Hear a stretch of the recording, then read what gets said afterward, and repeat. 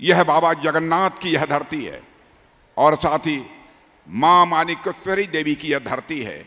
इसलिए इस धरती को मैं शीश झुकाकर मैं प्रणाम करता हूं।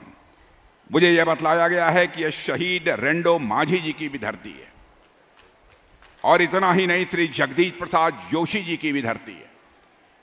इन भी विभूतियों को मैं अपनी तरफ से नमन करता हूं मेरे बहने भाइयों कि आज ऐसी धरती पर मुझे आने का यहां पर सौभाग्य प्राप्त हुआ है।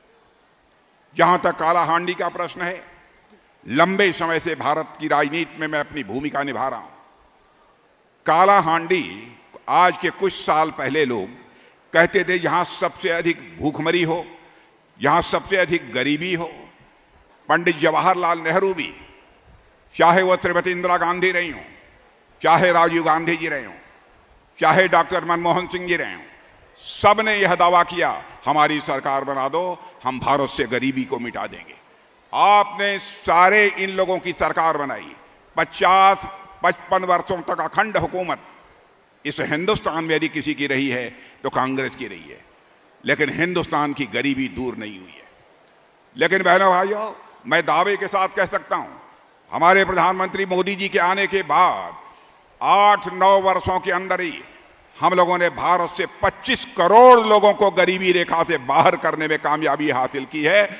यह मैं नहीं कह रहा हूं, बल्कि सारी दुनिया की वित्तीय संस्थाएं कह रही हैं। भारत का नीति आयोग इस बात को कह रहा है। जो काम कांग्रेस नहीं कर पाई कभी, उस काम को करने का जो मुहिम प्रारंभ किया था हमारे प्रधानमंत्री ने, उसको काफी हद तक उन्होंने पूरा किया। जहां तक समाज कल्याणकारी योजनाओं का, सोशल वेलफेयर स्कीम्स का प्रश्न है, मैं आज आपको यह कहने के लिए आया हूं, मंत्रिमंडल का एक सदस्य होने के नाते, पार्टी का एक वरिष्ठ नेता होने के नाते आपको मैं विश्वास दिलाने आया हूं मेरे बहन भाइयों, और इसलिए भी विश्वास दिलाने आया हूं, जो चुनावी घोषणा पत्र तैयार हुआ है उस कमेटी का चेयरमैन मैं ही था।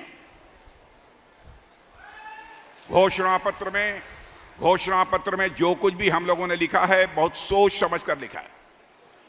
हमारा ये चरित्र है कि हम जो कहते हैं वह हम करते हैं, हमने करके दिखाया है। मैं आज आपको कहने के लिए आया हूं बहनों भाइयों, 10 से लेकर 15 वर्ष के अंदर हिंदुस्तान में कोई भी गरीब शेष नहीं बचेगा। यह मोदी की पक्की गारंटी है।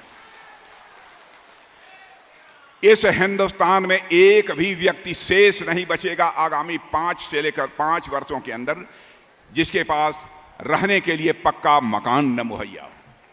एक परिवार शेष नहीं बचेगा जिसके घर में नल के माध्यम से जल न पहुंच जाए। एक परिवार ऐसा नहीं बचेगा जिसके घर में माताओं बहनों को एलपीजी गैस सिलेंडर के माध्यम से खाना बनाने का अवसर न मिल जाए।